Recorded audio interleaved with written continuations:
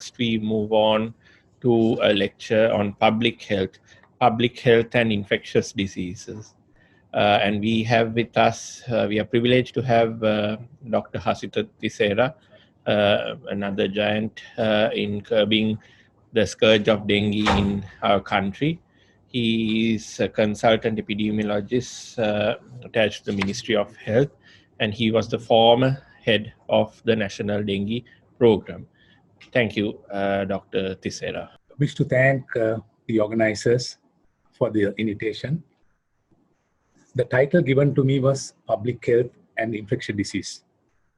But I took the liberty to modify slightly to make the topic more relevant to today's context by adding experience for COVID-19, which I thought was relevant. Some of my slides might be a little overcrowded because I thought in order to make sure that I finish on time, I should not be talking too much, but in case someone wishes to go through those slides later on, there'll be a lot of material in some of these slides.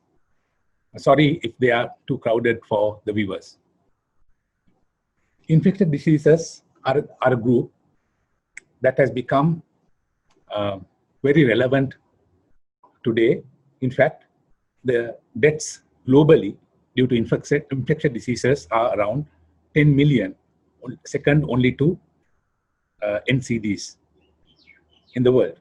And these may change slightly between the more resource-constrained countries to the countries with the countries which have more resources. Good sanitation, vaccines, and antimicrobial agents were expected to conquer infectious diseases in the world. However, on the contrary, it appears that infectious diseases have now dominated all of us, as we can see with the COVID pandemic that is raging in many parts of the world. Major contributors for this predicament are social, demographic, environmental, and of course, evolution of microbiological agents. Infectious diseases have been raging in Sri Lanka for many centuries, as history goes. Sri Lanka's strategic location in the maritime trade routes in the Indian Ocean, with links to busy ocean routes and proximity to India, remains a determining factor in infectious diseases from historic times. On the other hand, its relative physical isolation from the Indian subcontinent, the only landmass close by, is a natural safety net for disease pandemics to be controlled.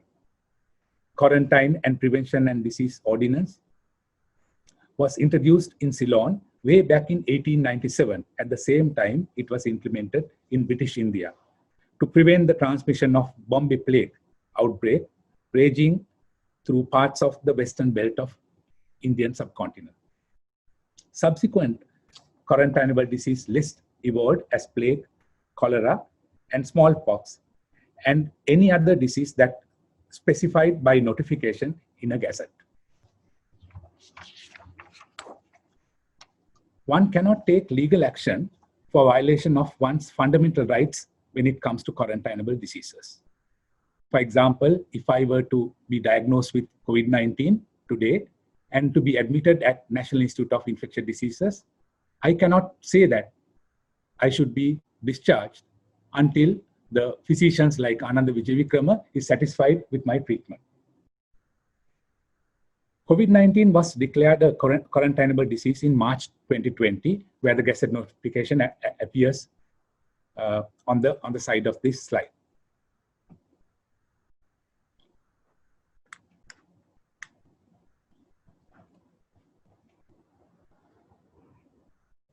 On the left side of this, on the right side of this slide, a comprehensive integrated disease surveillance system in Sri Lanka is appearing. It looks very hazy because there are so many arms to it. And here we have considered dengue as an example. It comprises of a passive routine system and an active early warning system in summary. Most of the disease notification system runs on paperless real-time online system from hospital to the medical office of health area where the patient resides. and of course to the regional office and to the central epidemiology unit. On to your left side, interestingly, I have quoted an extract from a ministry circular in 1960, when this system was introduced originally in Sri Lanka to 6 major quarantinable and 12 other notifiable diseases. It says, onus of notification is a responsibility of the treating physician. House officer must be held responsible for all notifications. Do we check our house officers anymore when they are signed off after their internship, whether they have notified a sizable amount of notifiable diseases in our wards? It goes on to say that the MOH of the area should have very close liaison with the hospital in their area.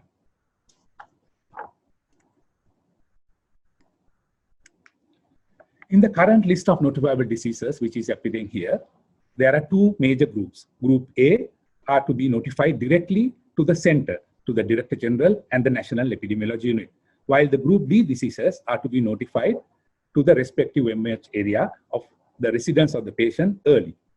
Group A diseases are generally considered unfamiliar and contagious. Contagious meaning directly transmitted from person to person. And that is the reason why they are quarantinable.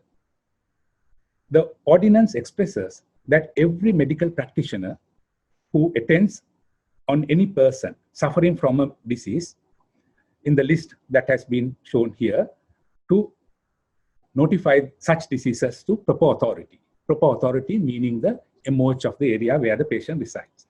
Any person or practitioner who contravenes this regulation shall be guilty of an offense, and such person shall be prosecuted in a magistrate court, apparently.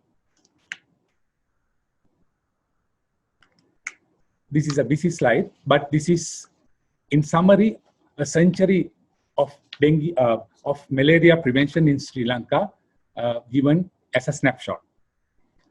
Notification of communicable diseases, such as malaria, has been a bread and butter of clinicians. And they have been playing a major role in modifying the transmission process of diseases through notification. Malaria is such a classic example which has affected us for over many centuries. From the beginning of 20th century, nearly 500,000 cases on average have been reported annually, where in the epidemic of 1934 and 35, 80,000 deaths have been reported on top of 5.5 million cases reported. In 1946, with the introduction of DDT through the malaria eradication program, caseload has been brought down to significantly low levels. By mid-60s, the caseload, in fact, has been 17 cases reported with no deaths. As a result of low caseload, resources were diverted to other areas. And then malaria program suffered tremendously. As a result, by 1968 and 1969, there were resurgence of malaria outbreaks in Sri Lanka. Finally, the last indigenous case of malaria was reported in Sri Lanka in 2012. And Sri Lanka was certified as a malaria eliminated country by the World Health Organization in 2016. So how did Sri Lanka eliminate malaria? A decade old, a dedicated vertical program led by policy, technical guidance, and monitoring and evaluation was the key. A radical treatment strategy was implemented strategically in a standardized manner throughout the nation. In every district, an accountable regional malaria officer was appointed to lead the decentralized activities, and he was accountable as well to all the activities that were done in the region. A standardized elimination strategy with targeted vector control, intensified case surveillance and case investigation and response led to the reduction in malaria and final success that we have gained today. However, how many of us have seen a case of malaria today? We need to keep our guard. We should not relax. We should have high vigilance, especially of those returning from endemic regions in the world, in order to make sure local transmission is prevented in the future. Sri Lanka is renowned for a role model country for its immunization program. Considering measles a highly contagious disease with an affinity to non-immune, malnourished, and immune-compromised children in particular, pediatricians used to see many cases annually.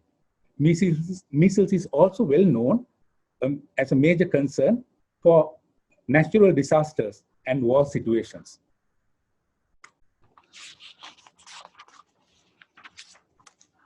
In the 1970s, the incidence was high in measles, and in 1980s, a significant reduction was seen with the introduction of the measles vaccine in childhood. 10 years on, in 2003, vaccination coverage reached 100% for infants nationally, according to this graph that I've shown here, for the which appeared in the annual health bulletin. Ironically, in 23, during the ceasefire time, we did an immunization coverage survey in Jaffna district. As a public health registrar, I was part of this field team. To our surprise, the coverage of measles and other infant antigens in Jaffna was nearly 100%, despite the raging war in that part of the country. Reaching another milestone, Sri Lanka was certified as a measles-free country by the World Health Organization in 2019. Now let me go into two international disaster situations very briefly. In September 2005, New Orleans in the state of Louisiana faced a hurricane, which was a catastrophic disaster that has been recorded in the history. Many people were stranded and they had to walk in the flooded water to Louisiana Superdome, which is shown here as in the picture. More than 20,000 people had taken shelter in the Superdome until the disaster has passed away and to be rescued later on. Anecdotal reports reveal that outbreaks of diphtheria, hepatitis, among other communicable diseases which had erupted among these displaced population, according to the media.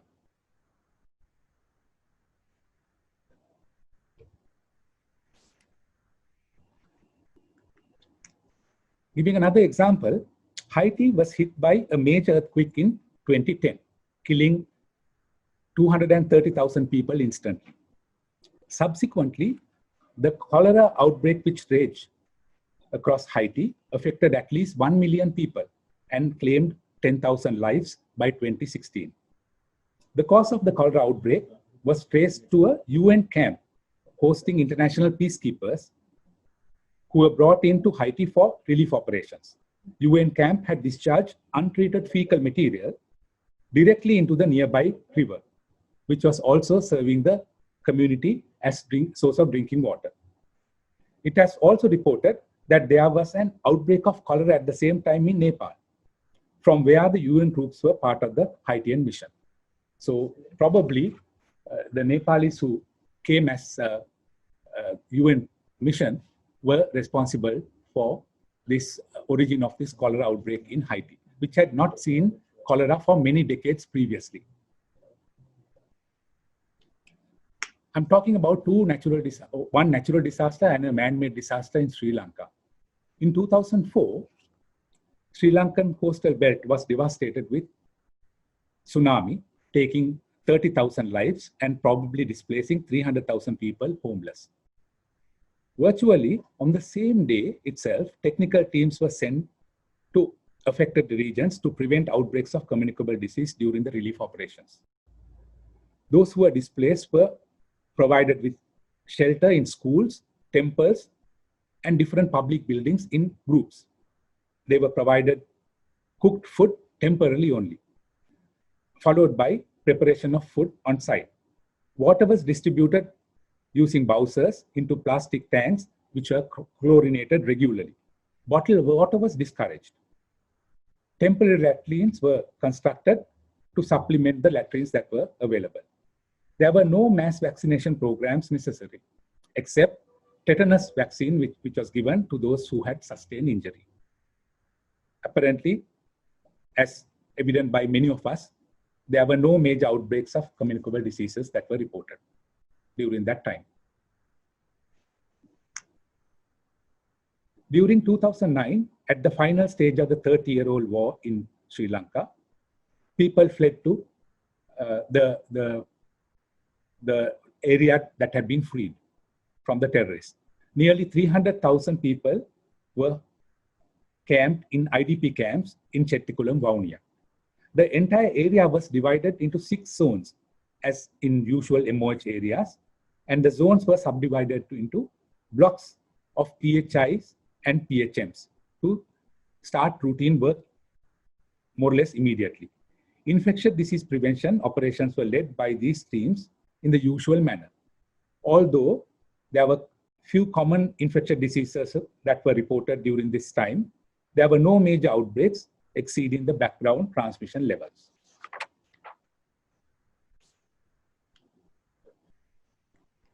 I'll move on to dengue so that it can be compared with COVID-19 in today's context.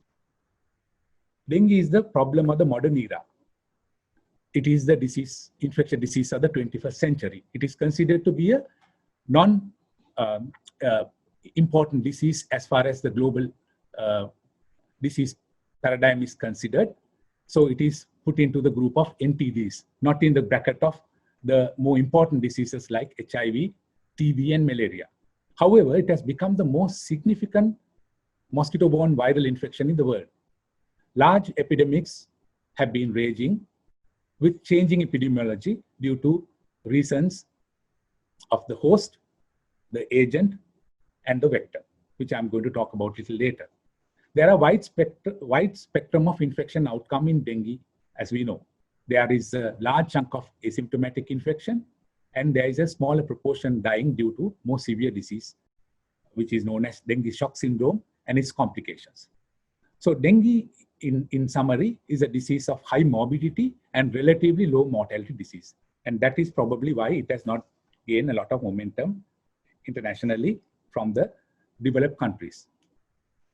If you look at dengue, some analysts say, particularly economists, they say that malaria is a disease of the low socio-economic status, while dengue is a proxy of a nation's socio-economic boom.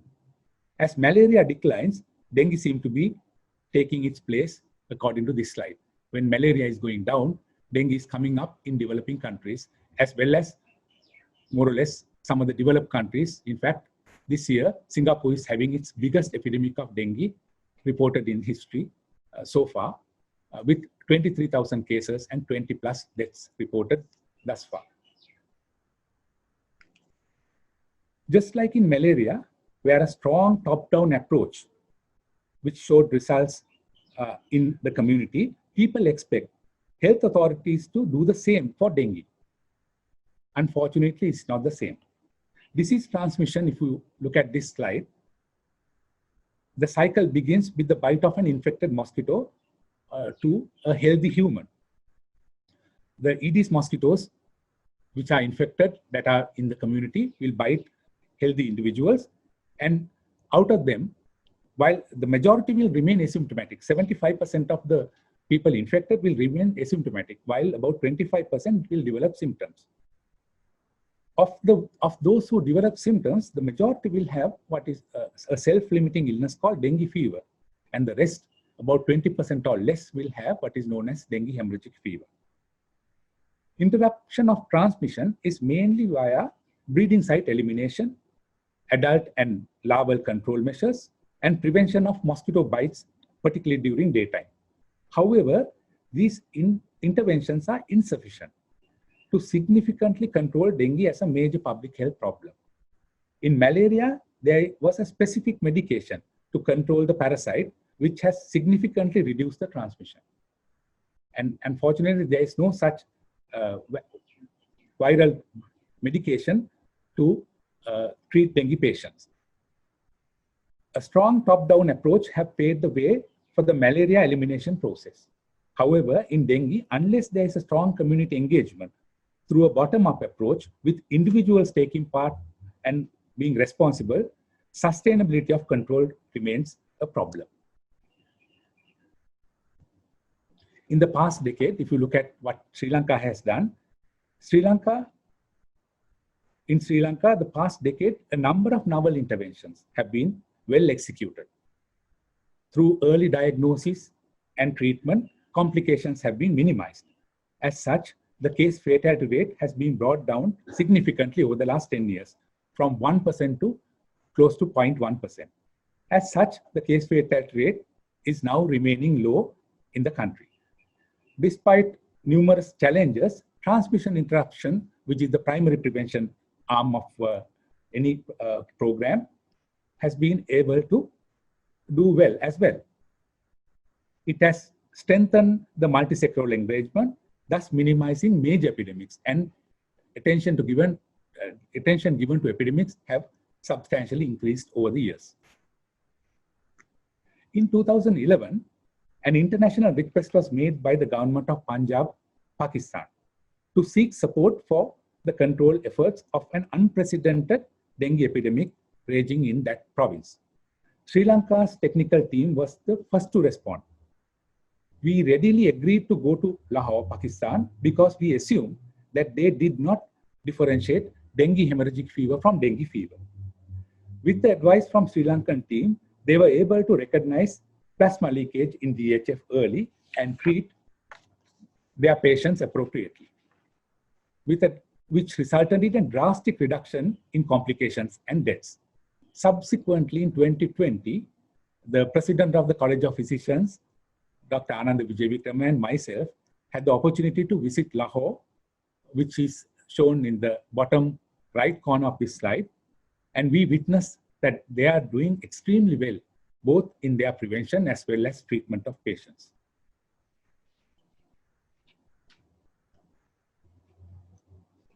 It won't be complete if I don't talk a little bit about the dengue vaccine.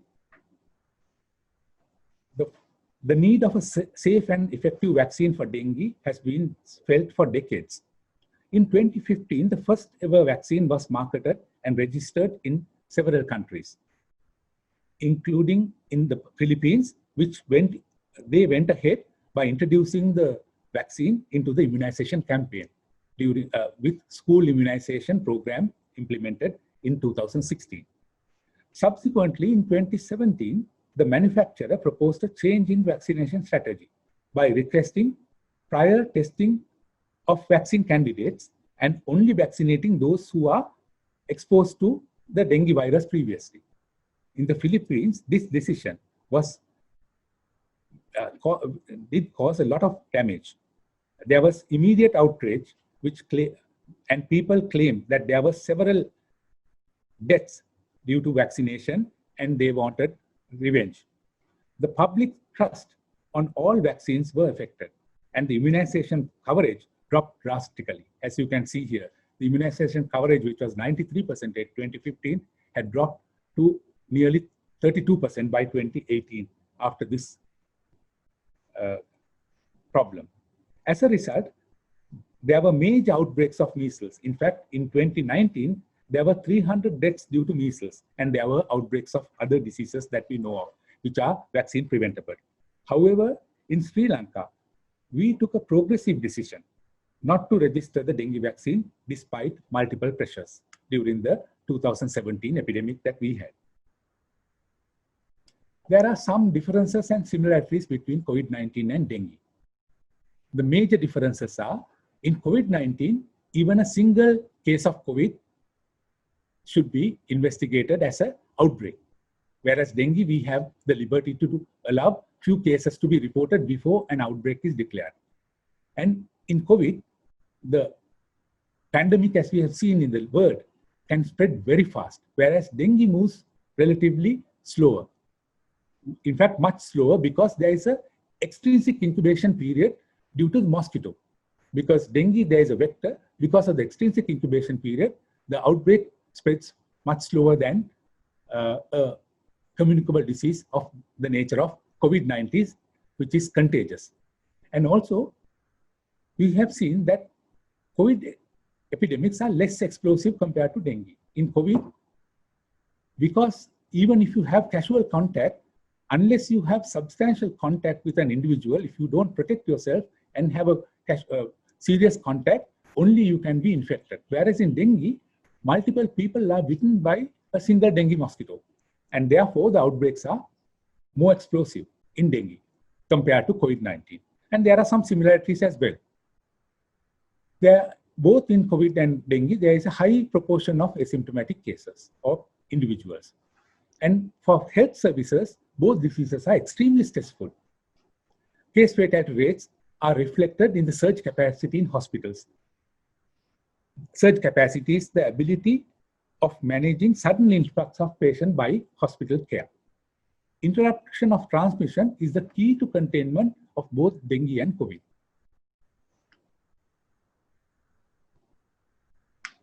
Interestingly, in 2020, the second quarter, if you look at this slide, which was created by one of my students, the red serrated line denotes the dengue situation. It was evident that dengue transmission has fallen below the background level of past 5 years in Sri Lanka on average. It may be a direct influence of the COVID-19 national lockdown, resulting in restriction of movement over a period of 2 months. In fact, the Google Morbidity Index, which is basically tracking all Android phones by Google, has shown that the usage of Android phones at home has gone up, the red line, whereas the usage of mobile phones or Android phones in the workplace has gone down during this time. So this is a classic example that we see, which is quite different from many other countries, that home-based transmission, probably we can make a reference to home-based transmission, which may be the lowest in Sri Lanka, whereas during workplace and also for maybe construction site, the transmission is much higher for dengue, as we see today. So basically, when it comes to COVID also, same basic principles that we have addressed in dengue applies. Priority is to be given for saving lives by reducing case fatality rate through early diagnosis and sound clinical management of all cases. Interruption of transmission will reduce community transmission.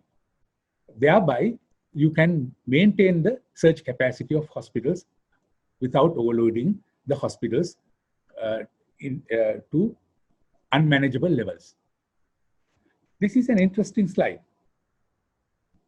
which has shown the global containment and mitigation efforts of COVID-19 in the countries where highest number of cases were reported and where the highest number of deaths were reported. It is interesting analysis done. It is an interesting analysis done by Johns Hopkins University, which is showing the most affected diseases, and I have put in Sri Lanka at the bottom. UK has shown the highest case fatality rate. Case fatality rate is the number of deaths that have occurred over the number of patients that were reported as a percentage. And UK has shown a case fatality of 15%. That means if you diagnose 100 patients, 15 of them were dying in UK as overall. This implies that the surge capacity and management has not been very well executed in UK. Onto the right side, it shows the deaths at the population level, which implies that the governance and the effectiveness of the program has not been adequately executed and not timely. So therefore, in the UK, out of 100,000 people in the community, 70 people have died due to COVID-19 overall. So this is an interesting finding. And the chief scientific advisor, Professor Patrick Vallance, a clinical pharmacologist at the University College London, has stated that mistakes were likely made. Sri Lanka, in fact, has maintained a low figure thus far. So we can be happy about our performance. So finally, lessons from COVID-19 that we have to carry forward. key lessons that we have learned are summarized here, which I'm not going to go into detail because of the time constraint, but I'll just highlight one thing. Most important is the social distancing, personal hygiene, which is washing hands frequently, and face masks, wearing face masks when you are confronted with crowded places. And this, mind you, should be an individual exercise as much as possible so that the entire community can gain or reap the benefit of this intervention. And this is essentially a public health intervention that can prevent community transmission in Sri Lanka in the coming months and probably the next year as well. Finally, let me acknowledge the President of the College of Physicians, Dr. Ananda Wijewikrama, and thank him for this invitation. And also thank Dr. Panduka Karunanayaka for considering me as the possible presenter for this only talk on public health. When I was struggling to shrink 1 century's information to half an hour, Dr. Ananda Amarasinghe, my senior colleague, and Professor Lalini Rajapaksha, my teacher, were very helpful. And of course, I must thank Prasad Liyanage, my student, for allowing me to present the slide, which is probably publishing in the coming months. Thank you. Thank you, Dr. Thisera, for that presentation. It is indeed essential that the curative sector as well as the preventative sector work in coordination and harmony to curb the problems that come across the health sector as a whole. I have one question to ask you. Can you shed some light about the success story of rubella that we have heard recently? Do you have any thoughts or comments as you finish off your talk for our session today?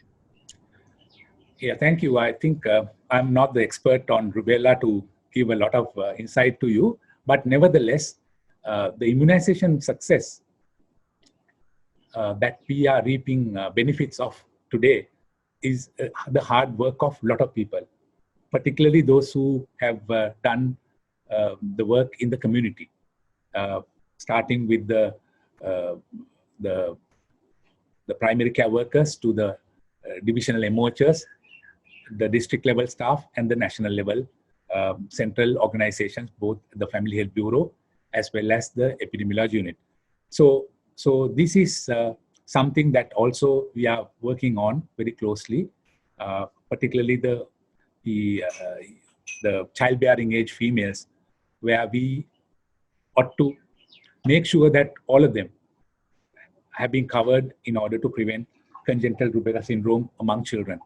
So this is another thing that we have been working very closely with, in fact, the clinicians, obstetricians, and others who are seeing patients at individual level to ensure that this is not missed, because there is such a wonderful vaccine that can prevent the disease from the newborns.